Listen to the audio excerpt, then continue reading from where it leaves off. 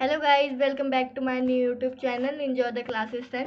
तो आज हम 10th का हिस्ट्री का फर्स्ट चैप्टर पढ़ेंगे, यूरोप में राष्ट्रवाद का उदय। तो हाँ, तो आप नाइन्थ का पेपर दे चुके होंगे, इसलिए हम 10th स्टार्ट कर रहे हैं शुरू से। तो उसका फर्स्ट चैप्टर ये है, यूरोप का राष्ट्रवाद। तो हमें इसका पहले मतलब पता होना चाहिए यूरोप में राष्ट्रवाद का उदय क्या होता है। तो यूरोप के जो लोग होते हैं वो अपने राष्ट्रवाद मतलब कि अपने देश से बहुत प्यार करते हैं। उन्होंने अपने देश में क्या क्या डेवलपमेंट करे उसका उदय है, ठीक है, उसे ही उदय बोलते हैं। तो उनके बारे में हम पढ़ेंगे। तो ऊपर चलते हैं। हाँ, 1848 में, तो ये सन आप याद रख लेना, एक फ्रांसीसी कलाकार फ्रेडरिक सोरियू, ये इंपॉर्टेंट है, ये आपको याद करना पड़ेगा, एमसीक्यू में आ सकता है, ने 4 चित्रों की एक श्रृंखला बनाई। चित्र मैं आपको दिखा देती हूँ, ये ठीक है। तो इसमें एक फोटो ये रही, एक तरह की, और ऊपर 3 अलग अलग फोटो बनाए हैं इन्होंने। एक ही बोर्ड में 4 चित्र बनाए हैं। हाँ, तो 4 चित्रों की एक श्रृंखला बनाई। इनमें उसने सपना, आपको दिख नहीं रहा होगा इसलिए मैंने रेज कर दिया। इनमें उसने सपनों का एक संचार रचा, जो उसके शब्दों में जनतांत्रिक और सामाजिक गणतंत्रों से मिलकर बना था। ये 1 नंबर का क्वेश्चन आता है, तो आपको बताना पड़ेगा कि उन्होंने ये चित्र क्यों बनाई थी। तो ये लाइन है इम्पोर्टेंट, ठीक है, ये लाइन। इस श्रृंखला के पहले चित्र देखें, चित्र 1, ठीक है। तो जो ऊपर बना हुआ है वो उसके बारे में हो रही है बात। में यूरोप और अमेरिका के लोग दिखाए गए हैं। तो ये जो बड़ा वाला चित्र है, ये वाला, ये इसकी बात हो रही है। तो इसमें यूरोप और अमेरिका के लोग दिखाए हैं। तो ये आपको याद रखना पड़ेगा, यूरोप और अमेरिका, ये एमसीक्यू में पूछेंगे कौन कौन से देश के फोटो दिखाए गए थे। तो दिखाए गए हैं सभी उम्र और सामाजिक वर्गों के स्त्री पुरुष एक लंबी कतार में स्वतंत्रता की प्रतिमा, प्रतिमा का अर्थ होता है मूर्ति, की वंदना करते हुए जा रहे थे। वंदना का अर्थ होता है प्रार्थना, ठीक है, प्रार्थना वंदना का अर्थ होता है जो भगवान से करते हैं। तो वो जो मूर्ति थी उसे भगवान समझते हैं। और फ्रांस ऐसा राज्य है जिसमें औरतों को स्वतंत्रता माना जाता है। अभी इसमें आगे बताएंगे। आपको याद होगा कि फ्रांसीसी क्रांति के दौरान कलाकार स्वतंत्रता को महिला के रूप में प्रदान किया करते हैं। वही लाइन आ गई, तो आपको समझ आ गया होगा। आगे पढ़ते हैं। यहाँ भी आप ज्ञानोदय वो होता है जो बहुत बुद्धिमान होता है, कि मशाल को पहचान सकते हैं। अब इसमें फोटो में दिखाइए, मशाल को पहचान सकते हैं जो उसके एक हाथ में है और दूसरे हाथ में मनुष्य के अधिकारों का घोषणा पत्र है। तो मैं आपको दिखा देती हूँ कहाँ है। तो ये रहा, ये एक हाथ में मशाल है और दूसरे में घोषणा पत्र है इंसानों का, ये ठीक है। फिर नीचे देखते हैं, हम आगे पढ़ते हैं। तो अधिकारों का घोषणा पत्र है। प्रतिमा के सामने, प्रतिमा का अर्थ क्या बताया था मैंने, मूर्ति। मूर्ति के सामने जमीन पर निरंकुश संस्थाओं के ध्वस्त अवशेष बिखरे हुए हैं, ठीक है। तो निरंकुश का अर्थ यहाँ साइड में लिखा हुआ है, मैं दिखाती हूँ आपको, ये रहा, ठीक है। ऐसी सरकार या शासन व्यवस्था जिसमें सत्ता पर किसी प्रकार का कोई अंकुश नहीं होता। इतिहास में ऐसा राजशाही सरकारों को निरंकुश सरकार कहा जाता है, ठीक है। तो आपको समझ आ गया होगा। अब आगे हम पढ़ते हैं। निरंकुश संस्थाओं के ध्वस्त अवशेष बिखरे हुए हैं, ठीक है, मतलब वहां पे कोई भी अधिकार नहीं है, स्वतंत्रता पूरी है, कोई भी अपने मर्जी से घूम या फिर सकता है। इसलिए इसमें कैसी फोटो बनाई है कि इतनी भीड़ है, कोई यहाँ पे जैसे नियम लागू नहीं है, ऐसा लग रहा है, ऐसे बिखर रहे हैं ये सब। इसलिए सौरियों ने कल्पना दर्श मतलब ऐसा समाज जो कभी, ये इसमें दिखाया गया है बुक में। हाँ हाँ, ये इसमें अर्थ दिया है, एक ऐसे समाज की कल्पना जो इतना आदर्श है कि उसका साकार होना लगभग असंभव होता है, ठीक है। तो इसका अर्थ यहाँ पे साइड में लिखा है, आप इसे पढ़ सकते हैं, ये आ सकता है 1 नंबर के क्वेश्चन में। तो सौर्यों की कल्पना दर्श में दुनिया के लोग अलग राष्ट्रों के समूहों में बटे हुए हैं, ठीक है। तो जो उनको लगता है कि वो कभी साकार नहीं हो सकते, वो सब लोग अलग अलग देशों में बटे हुए हैं, जिसकी पहचान उनके कपड़ों और राष्ट्रीय पोशाक से होती है, ठीक है।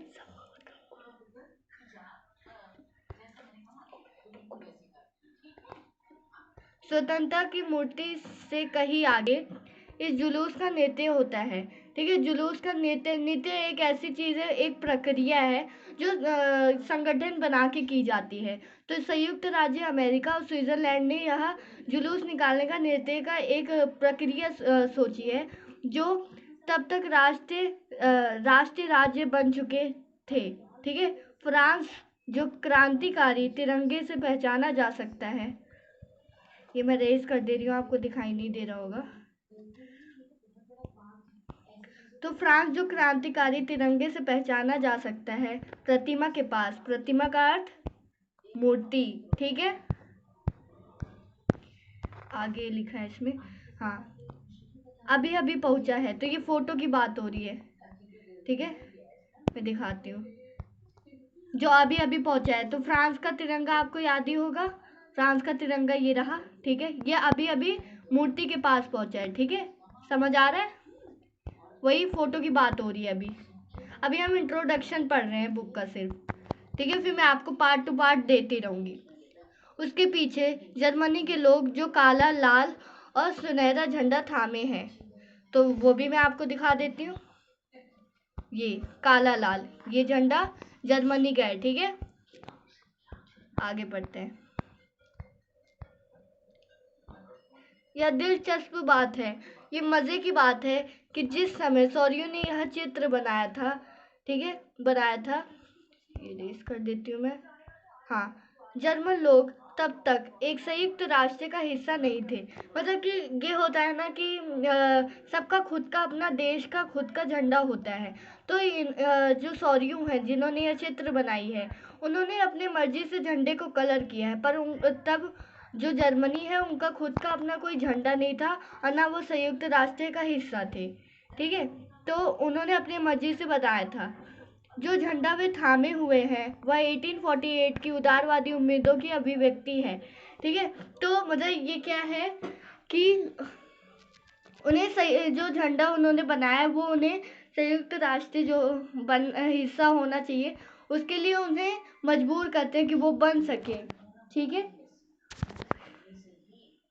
जिसमें अनेक जर्मन भाषी रियासतों का एक प्रजातांत्रिक संविधान के अंतर्गत एक राष्ट्रीय राज्य में गठित करने की चाह है, ठीक है। तो वो झंडा ऐसे बनाया कि उन्हें बनाना चाहिए, संयुक्त राष्ट्र का हिस्सा बनना चाहिए। जब तक वो नहीं बना था, तो उससे पहले सौर्यों ने यह चित्र बनाई थी।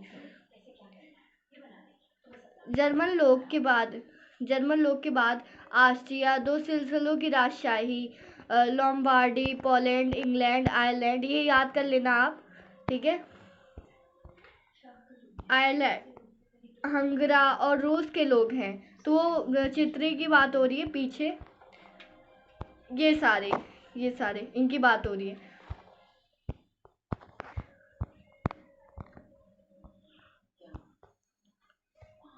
तो ये सारे इतने सारे हैं, तो ये आपको याद करना पड़ेगा, ये शायद पूछ ले 1 नंबर में। ऊपर स्वर्ग से ईशा मसीह, सत और फरिश्ते इस दृश्य में अपनी नज़र जमाए हुए हैं। तो मतलब ऊपर 3 चित्र बनाई है ना, आपने देखा होगा। अब मैं बार बार जाऊंगी तो टाइम लगेगा, इसलिए मैं आपसे बताए। उसमें ऊपर 3 फोटो और अलग से बनाई, तो उसी के बारे में बात हो रही है। चित्रकार ने उसका इस्तेमाल दुनिया के राष्ट्रों के बीच भाईचारे के प्रतीक को रूप किया। भाईचारे क्या होता है कि एक दूसरे से, जैसे हम फॉरेन वो होते हैं जो विदेशी, उनसे, हाँ, उनको अपना भाई समझते हैं। ये नहीं सब लोग जो हमारे देश के होते हैं, जैसे कई लोग सोचते हैं कि फॉरेन जो है वो हमारे दुश्मन है, पर नहीं, एनिमी नहीं है। वो हमारे भाईचारे के प्रतीक को उन्होंने दर्शाया है कि हमारे बीच में बहुत प्यार है, ठीक है। इस अध्याय में ऐसे कई विषय उठाए जाएंगे जिनकी काल्पनिक अभिव्यक्ति सौरियों ने एक चित्र में की थी, तो वो हम आगे पढ़ेंगे। 19वीं सदी के दौरान राष्ट्रवाद एक ऐसी ताकत बनकर उभरा जिसने यूरोप के राजनीतिक और मानसिक जगत में भारी परिवर्तन ला दिए हैं। वो हम आगे पढ़ेंगे, इसमें क्या क्या परिवर्तन आए इस चित्र से, तो वो हम आगे पढ़ेंगे। इस परिवर्तन से अनंत यूरोप के बहुराष्ट्रीय वंशीय साम्राज्य के स्थान पर राष्ट्रीय राज्य का उदय हुआ। ठीक है, ये बहुत इंपॉर्टेंट है, ये आ सकता है आपके 5 नंबर पे, तो वो हम आगे पढ़ेंगे। यूरोप में लंबे समय से एक ऐसा आधुनिक राज्य का गतिविधियों और विचार से विकसित हो रहे थे जिसमें स्पष्ट रूप से परिभाषित क्षेत्र पर प्रभु सत्ता एक केंद्रीय शक्ति की थी। ठीक है, ये भी हम आगे पढ़ेंगे। लेकिन राष्ट्रीय राज्य में न केवल उसके शासकों बल्कि उसके अधिकांश नागरिकों में एक साझा पहचान का भाव और साझा इतिहास या विकसित की भावना थी।